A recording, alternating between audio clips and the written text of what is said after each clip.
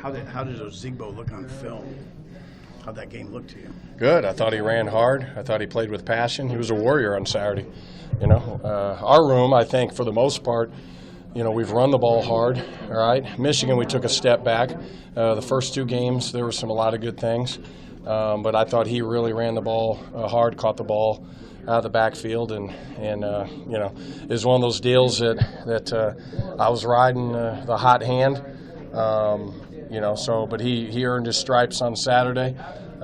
We did a lot of good things. Obviously, we didn't do enough. You saw the first drive, how it's supposed to look. But we just have to be consistent. 4th and 1, that was on us.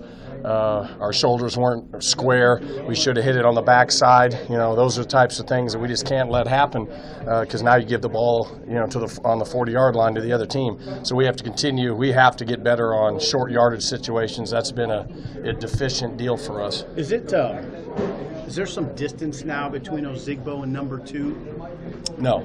The what do you call it? The depth chart is for the fans and you guys. For me, you're going to have to earn it in practice and earn it during the week. Okay, so just be Divine. Obviously had a great game last week, but that doesn't mean that at the end of the day what will happen on Saturday. Because where we're at right now, it's day by day we're going to get better, and the guy that's producing in practice, you're going to have to earn it every single week in my room. I can tell you that much. Is Maurice doing better in practice this week? Yeah, he's had a really good week of practice. He was sick last week. It is what it is. We're not going to play a guy in our room that, unless it's an emergency situation, unless you go out and practice. That's just the way it is. All right. This, for us, it's not the NFL where a guy just shows up and he can play. Our guys have to get reps. But he's had a good week of practice. Greg Bell's had a better week of practice. Because they see it, and they see I'm not playing. I'm going to play the guy that does it the right way, and you're going to have to earn it, and you're going to hear me say it over and over and over, but that's how it's going to be in my room. Maurice is totally recovered and available? Absolutely. He will play on Saturday. How will you rotate? Is this a feel? If Divine's running real well, you're not going to take him out, obviously, or you still plan to rotate kind of like Well, there'll be rotation. That one was a little unusual in the sense of, he got about 80% of the plays. We have enough talented guys, I think, that have earned the right to get playing time. Obviously, there's a feel for the game that you want a running back to be able to get. Each guy kind of brings a different element. Maurice Washington brings a big playability that our offense needs. So he's going to have his chance to get out there and make some plays. We're only promised 8 more games. We got to keep getting, everybody in our program better. How you say Greg practiced better this week? What has he done, and how have you felt like he's been reading the holes in the games themselves? Well, I'll be honest with you, and he knows this. Last week, when I told him Divine was starting, he might have got in his feelings a little bit. And maybe felt sorry for himself. So when you feel sorry for yourself, you go out there and you don't perform you're worrying about things you can't control. All right. In terms of reading the holes, the reason he struggled on the 4th and 1 is because his shoulders were turned and he couldn't hit the backside cut. It was all a footwork thing with him.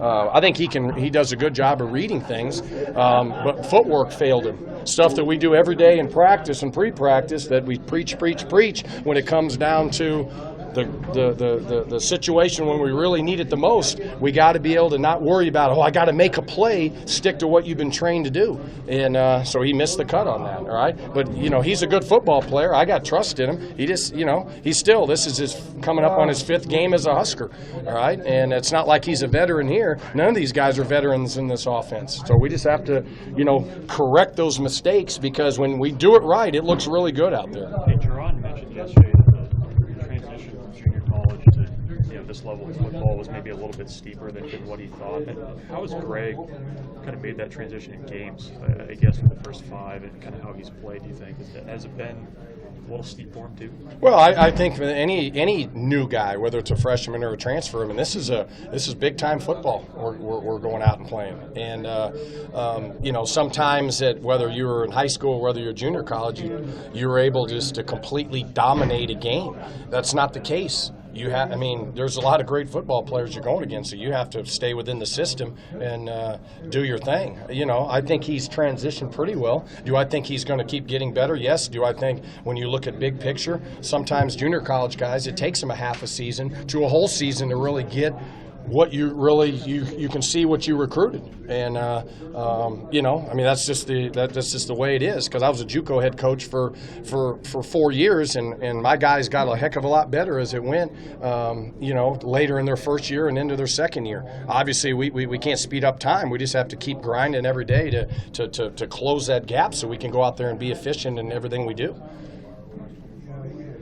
What do you know about Wisconsin's defense and just how aggressive they can be with their front and some of the things they like to do? Well, I can tell you Wisconsin is a very well-coached football team. They don't beat themselves. They're disciplined. They're where they're supposed to be, and that's why they've been putting conference championships in the gym.